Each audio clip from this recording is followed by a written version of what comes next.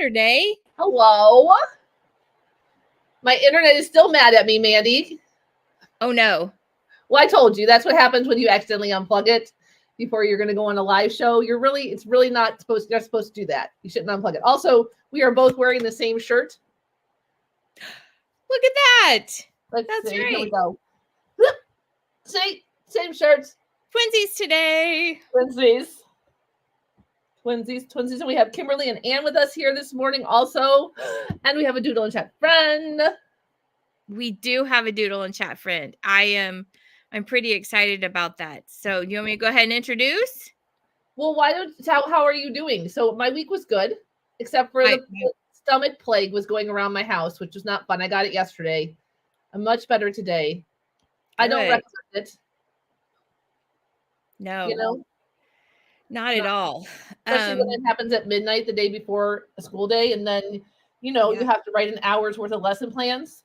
Or it takes you an hour to write the lesson plans.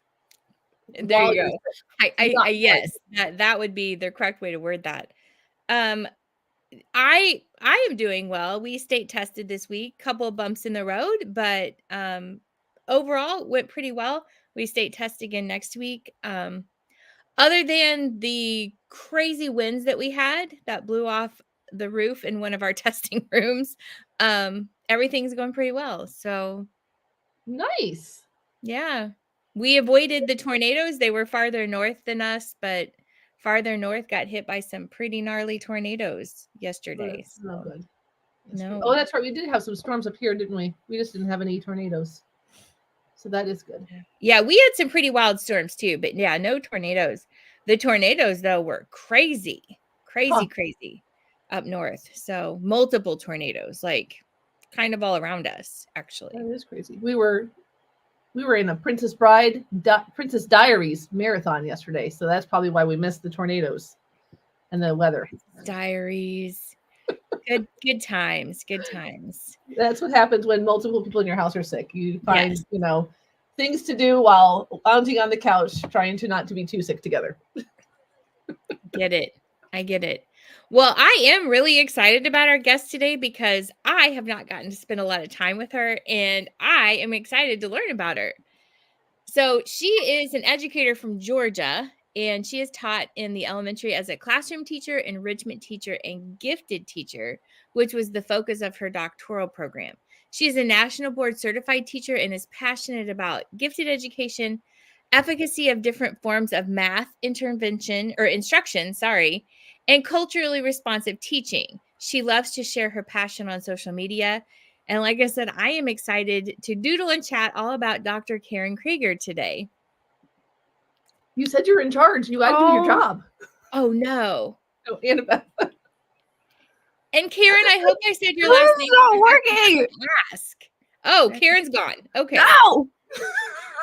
I didn't click anything. And she's back.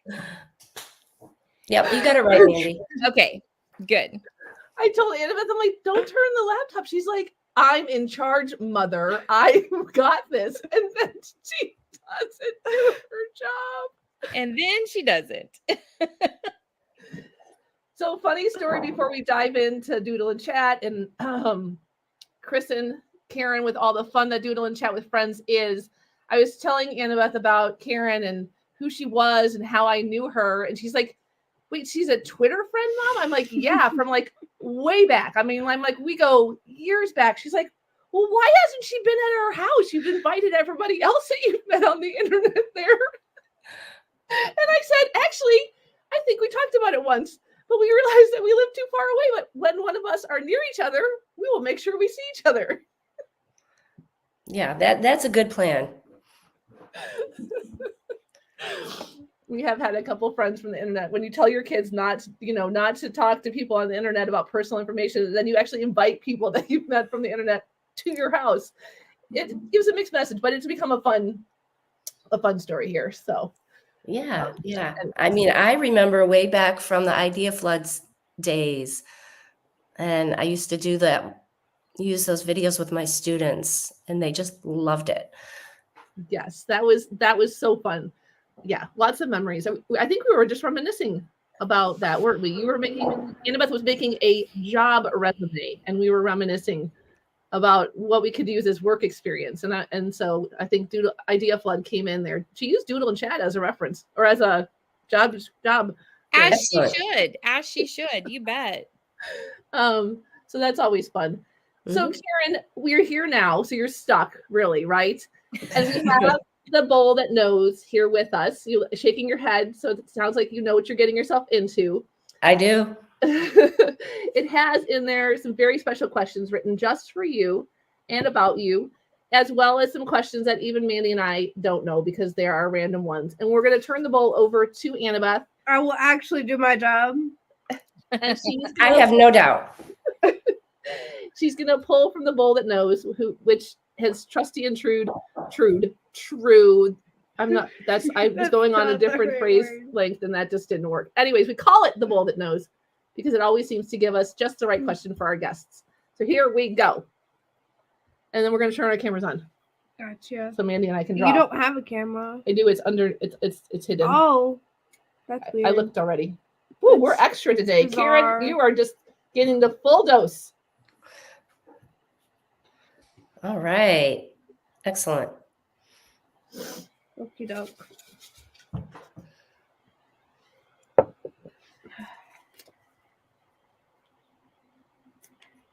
What makes a good day for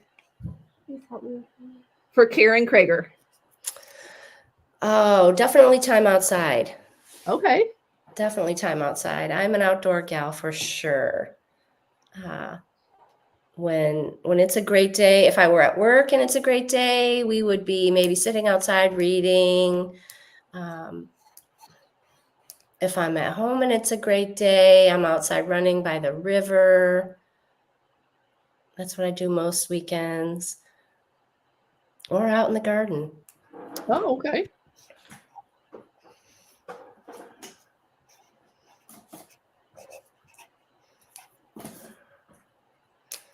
Is it warm enough to start your garden yet down there?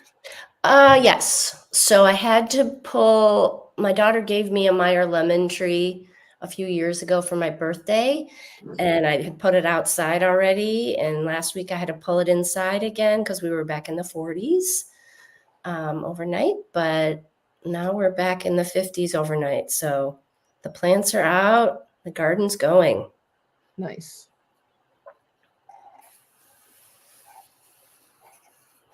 Succulents are as much as gardening as I can manage, and we did manage to kill even a couple of those in my house. Uh-oh. But I do appreciate a gardener. It just takes a special amount of I guess focus and intent, right, when it comes to gardening. Well, I have found you gotta figure out what your niche is. Like okay. I am really good with flowers.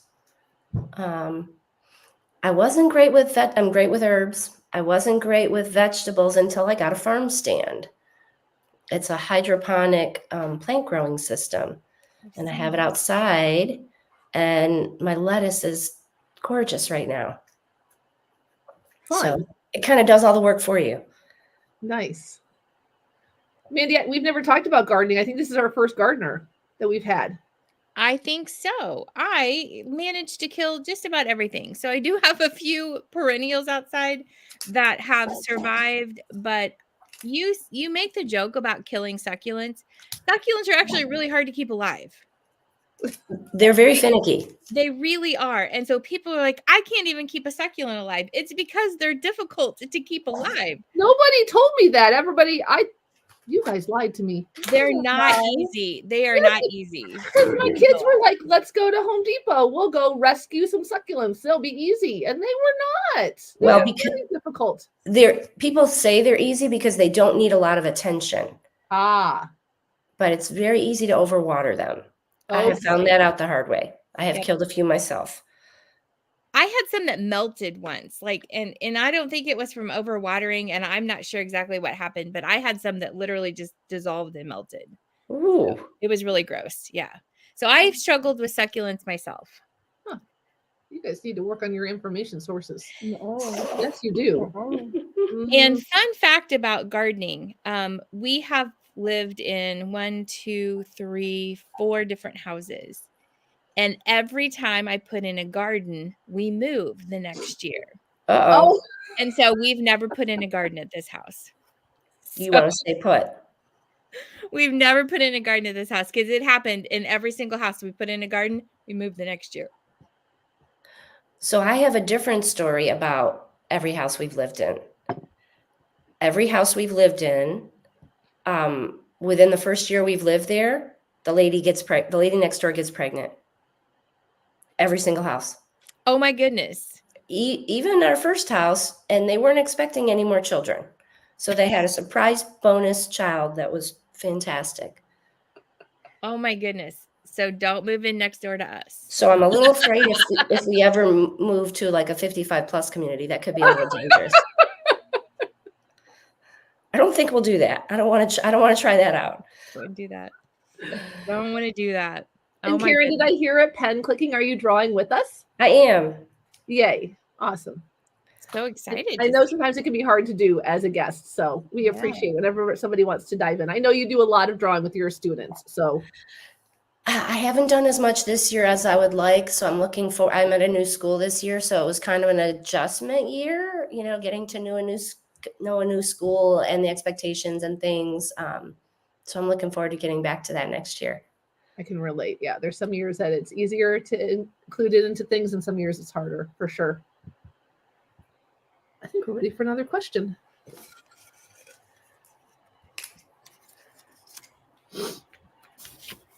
After 10 plus years on Twitter and all the changes that have happened in that space, what brought you there? What has it taught you? And what keeps you there? Oh, that's a fantastic question. So I joined Twitter because I was attending my first ever virtual conference. It was for National Board, and I signed up to attend the conference, and then we made vacation plans.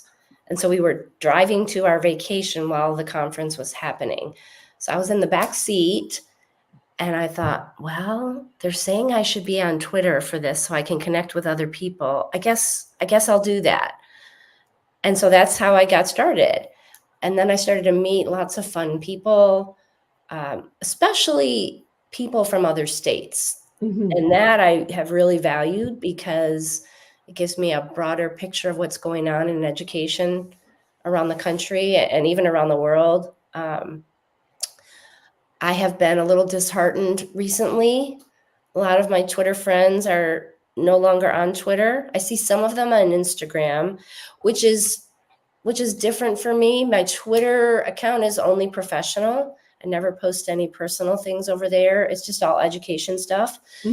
My Instagram account is only personal. So I might do an education Instagram account because I know a lot of my teacher friends are over there. And we'll see. I'm hoping it comes back around. I know. I feel like, I feel like you and me, and there's a couple other of us, I know Ann and Kimberly are here in the chat, and they still are hanging out there too. I think some of us are hopeful that it'll come back around to the days that it used to be. I don't know. I guess I hope too. It will. I don't know. It just gave so much to so many educators, Oh, it did. I mean, I started thinking about things in different ways, especially issues that are more difficult to process, things like equity, things like making decisions about curriculum and what's okay to use with kids. And I always appreciate different voices because it causes you to really evaluate your views and why you hold those views and see if those views should evolve. I agree. That's besides being able to share ideas with other teachers and like grab ideas pretty quickly, actually, like, when we have the same level of experience that the three of us have, you kind of know when an idea is a good one, right? And you can just grab it and make it your own. But I agree with you. The other side of it is being able to kind of, I don't know, lurk on conversations that you don't necessarily have to join, but that you can take in and think about and help shape your thinking when you know it needs changing, you know, in a safe way. Yeah, and I appreciate the Twitter friends that have nudged me and have said, you know about this. Why aren't you doing something about it? Mm-hmm. You know, people that I've known for a while. I mean, that's partly why I ended up getting my doctorate. I had some in real life friends that challenged me to go a little further, and then some friends on Twitter that said, you can do this. If you're interested, go for it. That's awesome.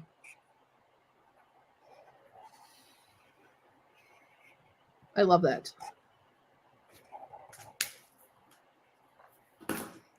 Me too. I mean, that is one of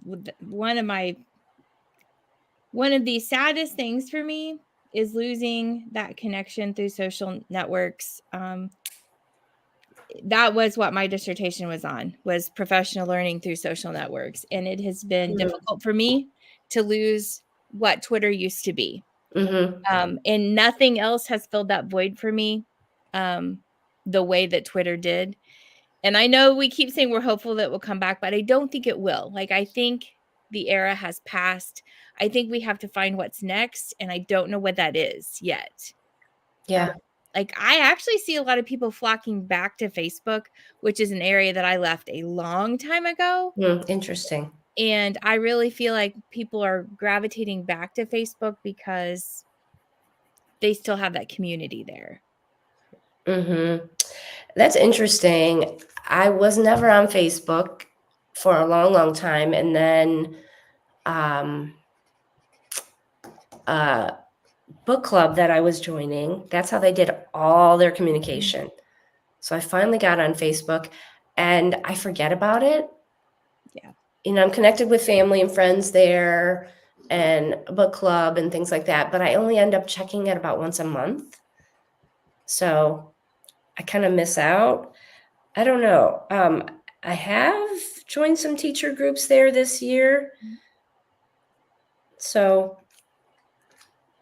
we'll see. That is an interesting possibility. Yeah, I agree with you, Mandi. I mean, as much as I wish the Twitter would come back, I think deep down inside, I do realize that its era is gone. But like, I think we had Andrea Keller on here, and she was saying that the thing she misses most about Twitter is how freely teachers gave on it. They just shared ideas without asking for anything back. And I think that's why it made the connection so genuine there. And now the unfortunate result of not having Twitter is now people share, but it always seems like they want something back, follow me, pay for this, pay for that. And so I think teachers miss that just unconditional sharing, because we kind of are that nature, right? We just want to share what we're doing and be proud of it. We want people to like what we're doing and be proud of it with us or learn from us. And then we want to find a connection with each other, without any strings attached, I guess. So yeah, I hope that I think that, I don't know where the next thing is. It's hard to say, I think Facebook brings a lot of us back because that's where our age group is. But I don't know. I'd be curious to hear where the 20-somethings that are new to education, where they go. Although I have heard that some of them even are in Facebook too, because the groups are that good, the Facebook groups. I've heard that too. I think a lot of people go to TikTok, but what you don't have is the community. You get the idea sharing, but you miss the community. And I love TikTok. I love to get ideas from TikTok, but I miss the interaction with people. And so TikTok right now is where I land for things like that. And I just have a lot of educators that share on there. But I miss the community a lot. And Anne was talking about, she has accounts with Mastodon and Blue Sky. I do too. I just am not there. Like, that's just not, it just hasn't worked for me yet. So yeah, it's interesting. It's interesting for sure. I also think I appreciated on Instagram or TikTok when we were first on it. It was it wasn't anonymous, but it was. So it was just words on a screen, So there was also that level of not really having to put your face out there and that kind of thing. Whereas the other platforms right now, that's essential to make connections with people, kind of. So that's interesting too. Yeah. I don't know. Hopefully we find something. because it's a little lonely sometimes. Mm-hmm. Are we ready?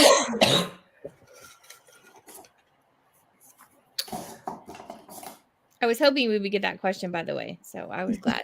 I got a random one. All right, here we go. Random question. Okay. What's your favorite car that you've owned? What's my favorite part of the what? What's your favorite car that you've owned? Oh, that's an easy one. I have a red Mini Cooper. I'm jealous. With wait for it, with a black and white checkered roof. Nice. Yeah. So when I earned my doctorate, that was my present to myself. I love it. And I'm on my second one. Sadly, my first one got crunched in a car accident, but it kept me safe. Good. But I needed to get a new one, so I have a new one. And it's so much fun to drive. It's a stick shift. I was going to ask you that if it's manual or automatic, because I have very specific opinions about which cars should be automatic. And Mandi and I are both manual transmission drivers. So I have a Jeep, and I'm a very firm believer that if you're going to have a Jeep, it has to be a manual transmission. I don't know why. It just is like in my head, that's what Jeeps are. And I've always said that I would love to get a Mini Coupe, but in my mind, probably the Italian Job is probably where, I think I get that from. It has to be a manual transmission as well. Yeah. It's super fun. I mean, I know how to drive a stick shift because that was my first car. My now husband and I bought a car together in college, and we had so little money that the only car we could buy was a manual transmission because that was the cheapest option. So he had to teach me how to drive it. Either I was going to learn to drive it or I wouldn't be driving the car. And so I learned. Mine is very easy to drive.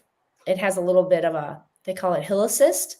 Yes, mine does too. Yes. Thank goodness, because Atlanta is very hilly.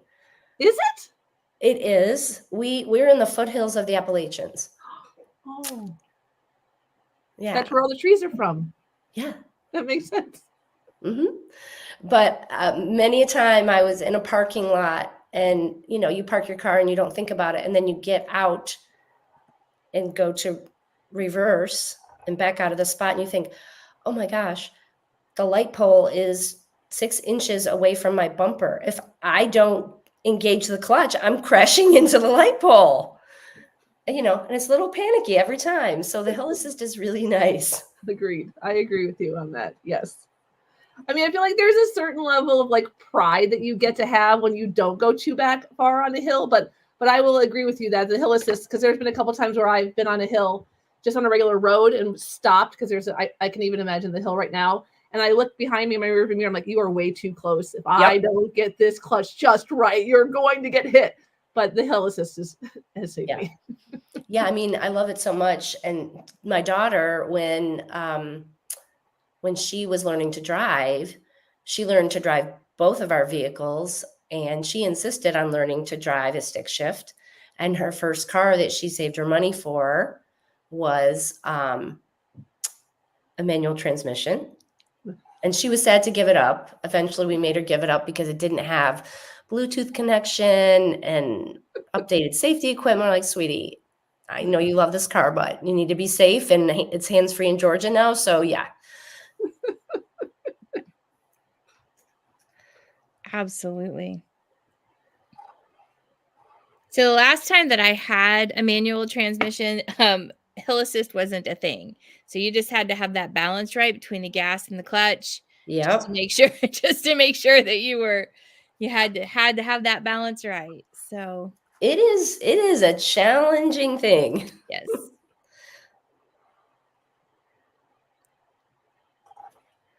Go ahead. We're ready.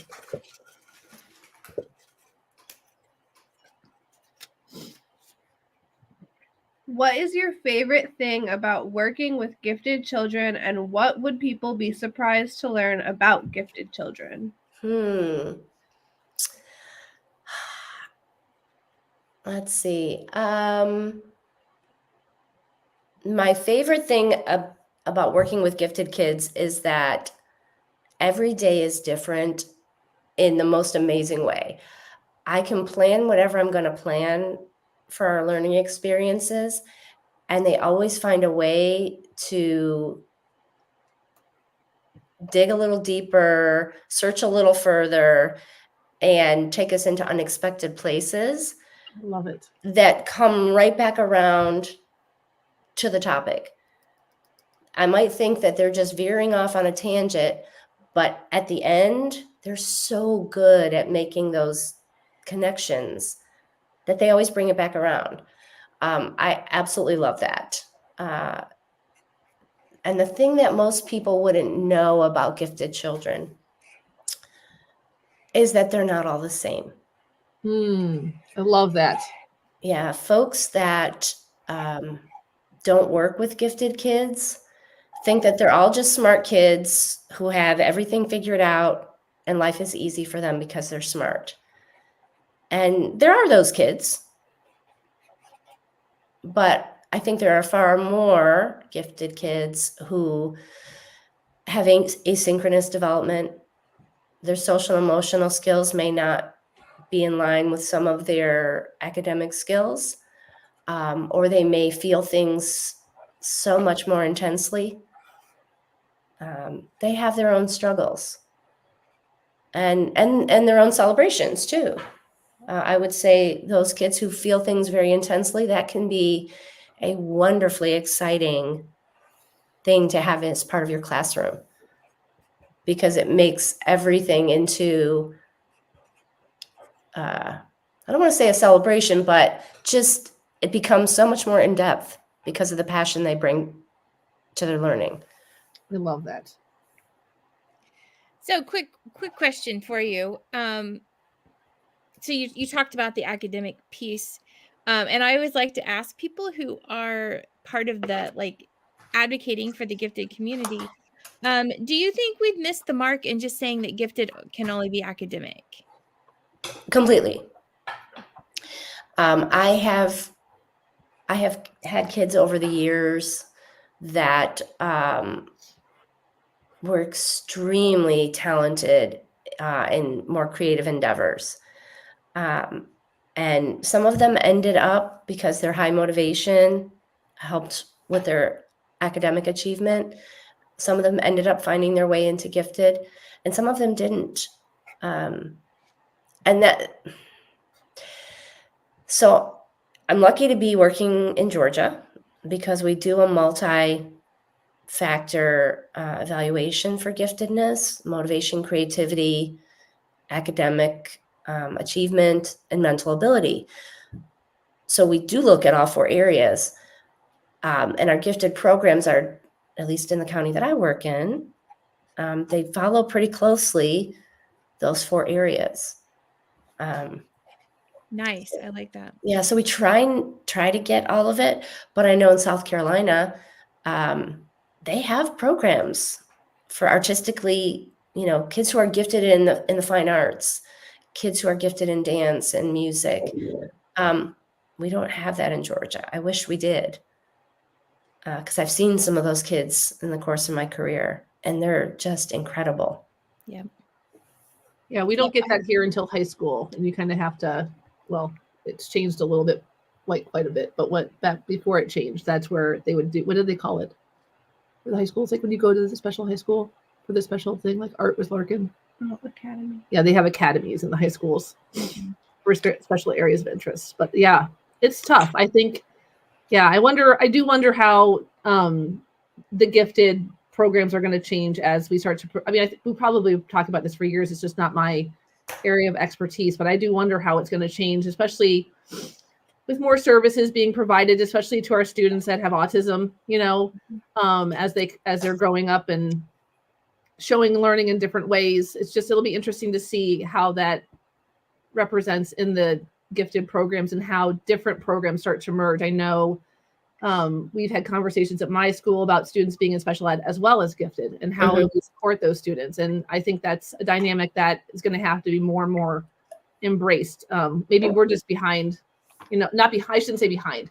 Maybe our experience with these students is not quite where everybody else is, but I do wonder how that's going to start to look as just the education continues to change, you know? Yeah, we struggle with that too. There was a year that I had 2 students with significant social and emotional needs. They both were students that were classified as having disabilities. Our system really wasn't set up for them. Both brilliant kids. Both of them, we tried to make it work. The system didn't provide enough support. They got support in their regular classroom, but not on the day they were with me. Yeah. And I would argue that's where they needed the most support, because I was asking them to do more challenging things than they had to do in their regular classroom, things that might make them a little uncomfortable. Yeah. You know, kind of push them to the edge of where they were comfortable working.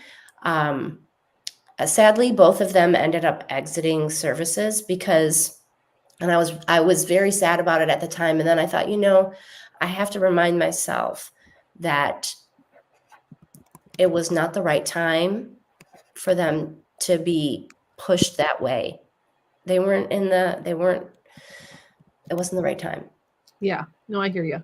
And later on, when they went to middle school, I kept in touch with both of them kind of through other students. They were able to take some advanced classes, and that was a better fit because they could take only what worked for them and balance things out a little more. But I think too often the teachers are left feeling like they're failing these kids because there's a lot of other needs besides just academic rigor and challenge.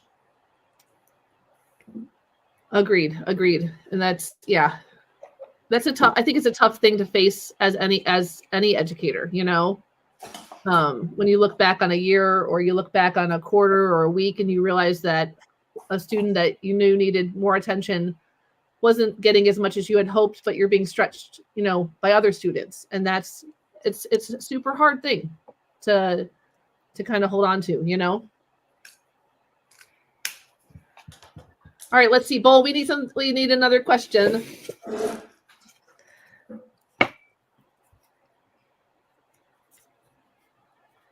Bullocks, random ones. Bullocks, did you say Bullocks? Bull likes. Oh, I thought you said Bullocks. I'm like, are you watching too many British TV?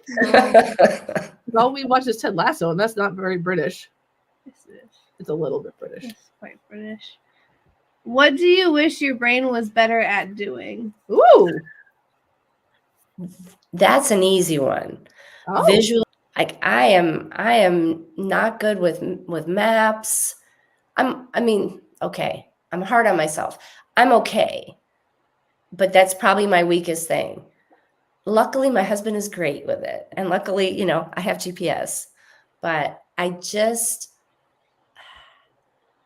really admire that in other people, that ability. And I try to work on it. I try to not use my GPS sometimes. When I have time, you know, and I can just like, okay, you've been here before. Think about what direction you know. But my husband, he can visit a city one time and drive around, and he's got like a map in his brain. He just knows. He says, oh, I know this street is parallel to the other street.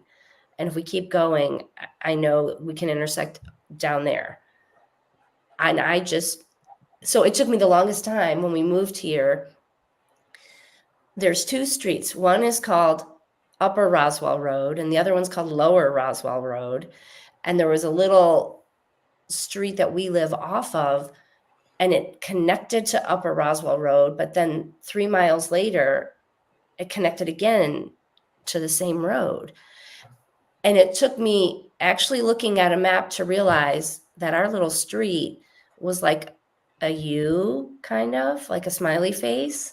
And that's how it was able to connect with the same road twice, 3 miles apart. Because I just wasn't, in my mind, I just wasn't getting it. Whereas he realized it right away. He says, didn't you know? It's just like a little U. Like, oh.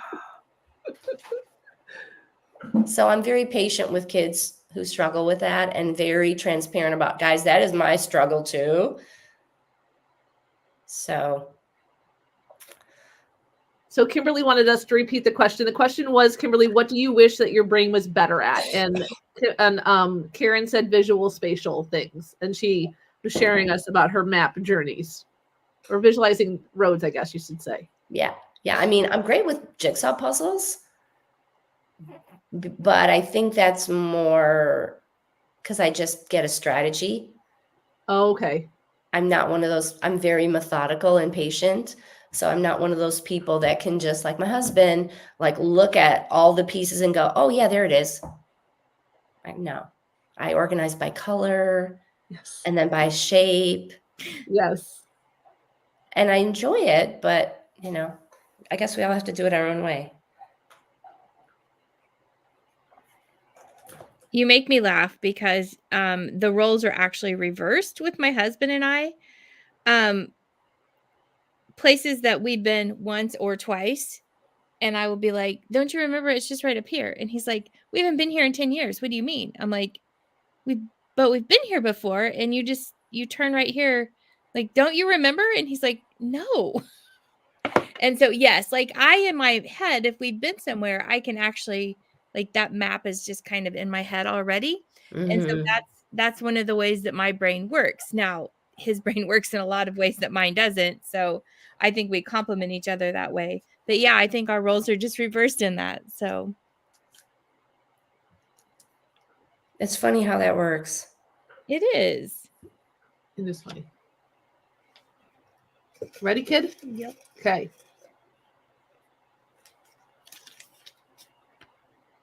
You strive to be a part of learning that creates divergent thinkers excited to learn.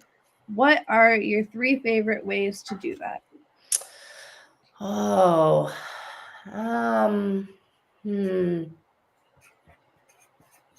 well, I think one of them is what I'm getting ready to do with my students, which is Genius Hour. Yes.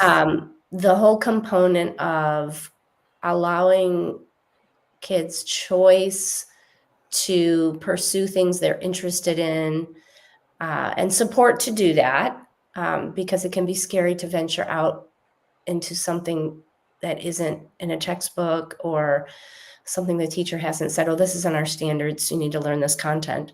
So they do need some support and encouragement. But once they can see that there are no limits on where this can take them, it's really exciting. I had a student years ago do a claymation project for his stop motion movie for his Genius Hour.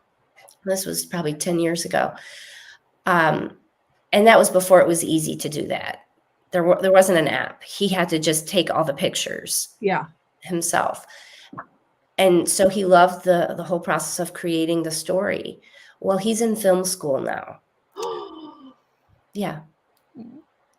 Yeah, I've kept up with him. He's in film school. He's trying to be a stunt man, and he's also in film school. I see his mother from time to time, and it's so exciting. I never would have thought that was going to happen. He was the quietest kid, very artistic. He didn't become eligible for gifted services until 5th grade because nobody saw it, because he was so quiet. Yeah. And I'm so glad we saw it, because that door is now open and he's going to do wonderful things, and follow his dreams and make things happen and show his creativity to the world. So encouraging student voice and choice is really important to me. But the other way is to give students support in developing their divergent thinking. So one year my teammate and I did just an experiment to see if we continuously, at least once a month, gave our students creative tasks very similar, would their creativity improve at the end of the year? And the answer is yes, it did. So we looked at that by how many answers they could get on a fluency task. And it wasn't the same task, but similar enough that they knew what to expect. And that increased tremendously. The more they practiced on the elaboration piece, the better they got. Even the kids who said, well, I can't draw, I'm terrible at these things, they found other ways to show their creativity and elaborate on the ideas. And I tell the kids now, it's absolutely like a muscle. The more you use it and practice, the stronger it gets and the more confident you will be. And you just have to find your own way of doing it. Some people are great at drawing. And some people haven't learned to be great artists yet. So they find another way to show their creative ideas. So those are my two ways. And I think the third is just by exposing kids to, offering them opportunities and exposing kids to different types of projects, different types of work, using strategies like gallery walks to get them primed and ready to go. Because staring at a blank page is frightening for some kids. And once they see a few ideas, then they can go, oh, well, I can do that. And it makes it a little less frightening. I love that.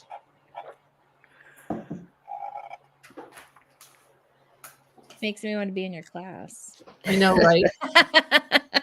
Well, I had some really good teachers, but times were different then. And, programs for gifted kids were like, you can go through the SRA box as fast as you want and like do all those individual reading activities by yourself and work in the spelling book for 6th grade when you're in 5th grade. That's the best they had. So I tried to provide the classroom I wish I had. I love that. I do too. I laugh because, and I know I've shared this story before, I was from a very, very small community. And I don't necessarily know that I was gifted. Looking back, probably I am just undiagnosed with autism because I definitely have some of those tendencies. And I think I was more advanced than the people in my class. I'm not going to say that considered me gifted though. And they just didn't know what to do with me. Like, I really think it came down to they didn't know what to do with me.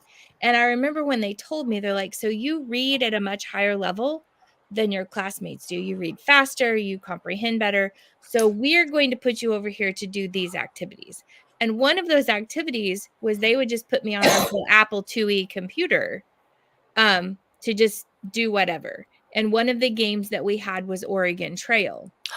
Love that game. Me too, except you get bored with it after a while. Yeah. And so, well, especially the original game. Right. Low floppy disk, Apple IIe, written in BASIC programming. So you put a bored upper elementary, middle school student in there, and I figured out how to get into the code and switch the Oregon Trail game so that when something bad happened, it swore at kids. Oh, you didn't. I did. And so, yes, so it would then, instead of darn, you have dysentery, it would have profanity in it. But the thing was, the teachers didn't know how to fix it. And so, yes, that's why I say that, because I didn't have what I would consider a good program for somebody like me. And I, like I said, I don't necessarily think I was gifted. I just think I was something that they didn't know what to do with. And what they did with me wasn't the correct thing, just so you know. So, but that sparked my love of coding and technology. And I have followed through with that. And so, even though that was not the correct way to do that, I did love using that computer and figuring out how that code worked and doing all of that. So just the incorrect way to go about it. I have that kid in my class this year. He is so brilliant. And my team at this new school loves worksheets. And, this kid doesn't love worksheets. No. So there have been some interesting things happening over the year. And I have to pull him aside every time and say, buddy, I know this is boring. I know. Like, so we're trying all the things. Okay, hardest 3 first. You do these 3, and then I'm going to let you go over here and play this math game. Right. Because he will turn to the dark side. I know it. My own son, when he was growing up, I would have to tell him, hey, buddy, listen, you have to use your powers for good, not evil. This is how it's going to be. You can't turn that brain into bad stuff. Yep. We'll find something to occupy your time. But that's the reality of when you have bright kids in school. They're not going to be bored.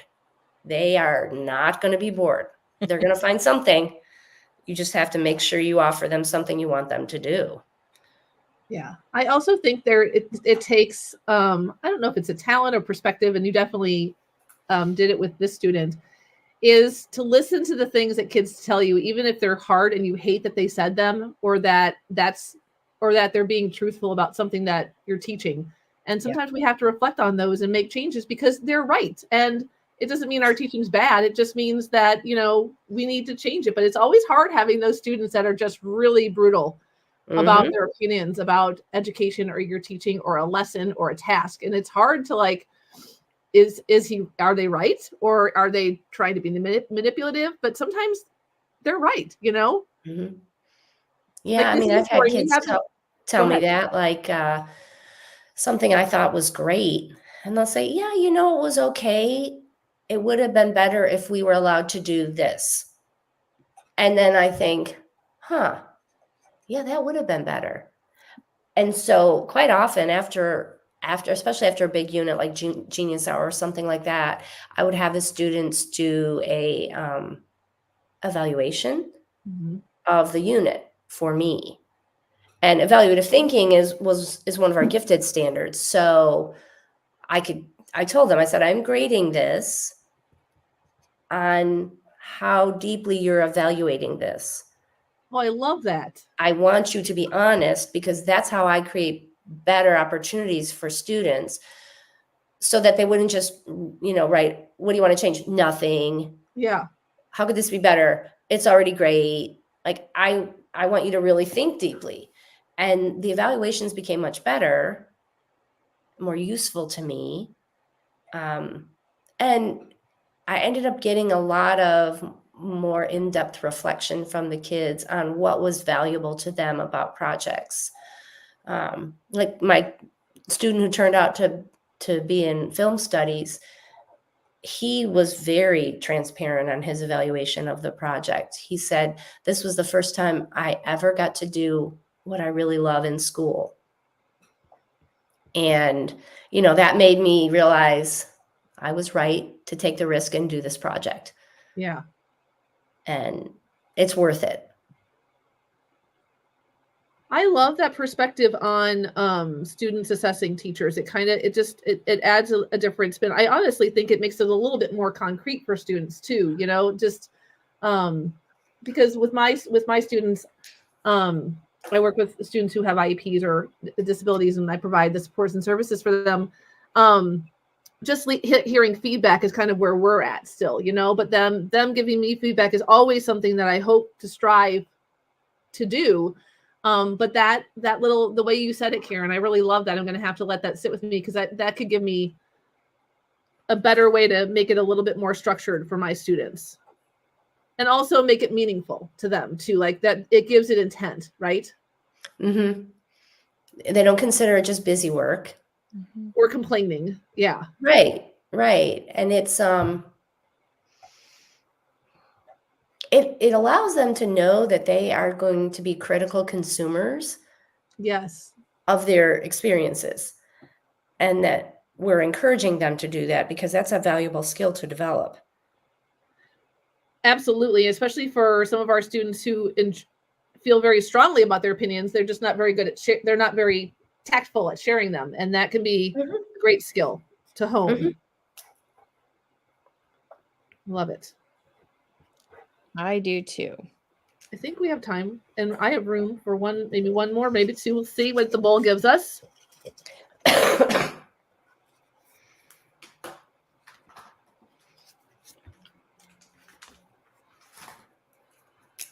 the famous Flower City, home of Kodak and the lilac capital of America, what would you take us to see, do, and eat in Rochester. Rochester, New York?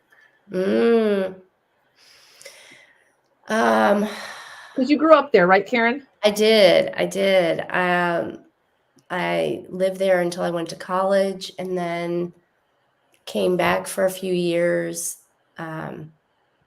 when my children were young. And I do miss it, especially in the summer. I do not miss it in the winter at all. It's very snowy and gray, but in the summer, it's absolutely beautiful. Well, one of the things that was always big when I was a kid, I'm not a huge hot dog fan, but White Hots are, I guess, a Rochester thing. There's also, I don't know if it's still there, a restaurant called Nick Tahoe's, and there's something called a garbage plate. I never had it, and it's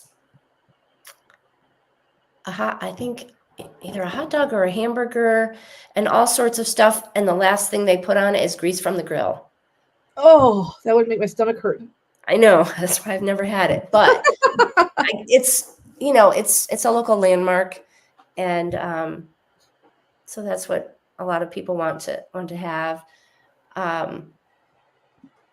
Rochester's done a great job of building up little areas along the Genesee River, and some very beautiful areas, and those are wonderful to visit when you're there. It's the town that Kodak built, but Kodak isn't such a big thing anymore. Yeah, for sure. My dad worked for Kodak and retired okay. from Kodak. My husband worked for Kodak for a period of time. They didn't stay with the times. They didn't. But it's there's a beautiful park about an hour south of Rochester. It's a state park. It's called Letchworth State Park, and it is called the Grand Canyon of the East. I was literally just going to say, I was like in researching Rochester because I kept looking for facts, and I saw that one, and I was like, I'm feeling a road trip here. Like this, it just sounds like it's just a beautiful place to go, It is absolutely gorgeous. Yeah. Yeah. In the summer, also in the fall. Yeah. So I think we have to add that to our travel bucket list, Annabeth. Rochester, New York. You didn't know. The place you didn't know you need to visit. I like that. So my personal children absolutely love vintage cameras. Wow. And so I'm not sure exactly what has happened with them, but they love vintage cameras. So my son in particular has researched vintage cameras, and he gets pretty excited about them. So that's fun. I think this generation of young people, part of it's the novelty of vintage things. Yeah, I think so too. But part of it, I think, is that connection to a different time. Mm-hmm. Part of us always longs for connecting with times long ago. I mean, I joke with my students, oh, well, that happened back when the dinosaurs were roaming the earth, and they laugh and they say, but really, how old are you? Oh, really? Was it the dinosaurs? and then they say, and in fifth grade, these kids are so smart. They'll just say, so what is your favorite dinosaur? And I'll say, well, I really like the Archaeopteryx. And I say it so quickly, and they're just like, really? What kind of dinosaur is that? I said, well, you had to be there, You're so clever. It's like you've been teaching gift to kids for a while. It's just funny because for many years, I was teaching all different ages, a different grade every day. And they would get to be around third or fourth grade, and they would look at the pictures of my family and they'd say, so you're probably like my mom's age, like 40, right? And I'd say, well, maybe not. My son at the time, my son's 25, so probably not, and now the 5th graders, they're old enough and they'll say, wait, your son's 33? And I'll say, mm-hmm. Well, then you can't be 40. I say, no, I'm not 40. But it's nice that and so what I usually will tell them, and I've had only a few students ever take this challenge on, said I was born on the day Kwanzaa was invented. Oh, I love it. So they have to figure that out. And, invariably kids get busy between the time I say that in school and the time they go home. A million different things happen and they never do it. So I've had a few over the years. That's a fun. I like that. I like that question or that answer idea. I'll have to. I do too. And it has them go look something up. And I know. I like it too. That's fun. And then to find your favorite fact from that year, that's even more fun. It's kind of an unusual thing because nobody has a baby on December 26th except my mother. I only recently met a birthday twin. I was at a lab and the phlebotomist was looking at my ID and she said, oh, we're birthday twins. I said, you're kidding me. I mean, even all the students I've had over the years, not one birthday twin. So, I mean, no mom wants to be in the hospital on Christmas Day, getting ready to have a baby. Well, we got you. Yeah. To be fair, now they actually plan that, so you're correct. But yeah, back when we were born, whenever that baby came, when that baby came. So that's right.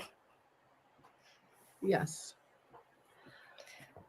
So, Karen, did you get a chance to draw along with us? You're welcome to share it with everybody if you want to, or you can share. Zoom in. Oh, sorry. No, you're good. It's Emma's gonna Yep. Oh, I love it. Your flowers. Your flowers are amazing. And then the river where you run, right? Yeah, it doesn't quite look that blue. The Chattahoochee is not that blue, but I didn't want to draw a muddy river, so. There you go. Can you zoom in on Mandy's? Oh, that's so fun. Look at those divergent learner things. The dinosaur. That's awesome. I know. You got it. Oh, you got great. the camera too, Aunt Mandi. I did. Oh, and her national board certified. You got that too. I love it. Oh, and you got the manual transmission. I did. Yeah. I love that you drew that.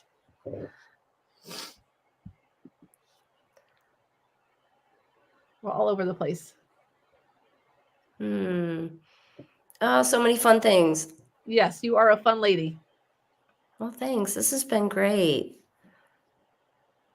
I was just lamenting the fact that this year I just have not had opportunity to go to travel to conferences. It's just been a very busy year. So I've been trying to fit in these little small online connections. And so this has been a wonderful opportunity to do that. Well, thank you so much for just jumping in and being a part of this all. It's just been wonderful to be able to talk to you and have more than just a face and shared tweets on Twitter. We really appreciate your time. And also it was just really wonderful just to hear about the incredible educator that you are. Well, thank you. You're welcome. I've enjoyed it. This was so much fun. So much fun. Yeah. All right, Doodle and Chat friends, if you were here with us and you drew along with the three of us, please snap a picture of your Doodle and Chat and share it out on your favorite social media platform using hashtag Doodle and Chat. And then Mandi and I will see you back here for our May. It's going to be May next Saturday. I know. And actually, I don't know if Mandi's done the math, but it's May the 4th on Saturday. Oh. So the first, I know. The first Saturday of every month is our Doodle and Chat Classy, but I'm thinking that it's just going to have a Star Wars spin on it. We have not planned it yet, but that's also how we roll. So we will see everybody back here next Saturday for some Star Wars infused fun for sure.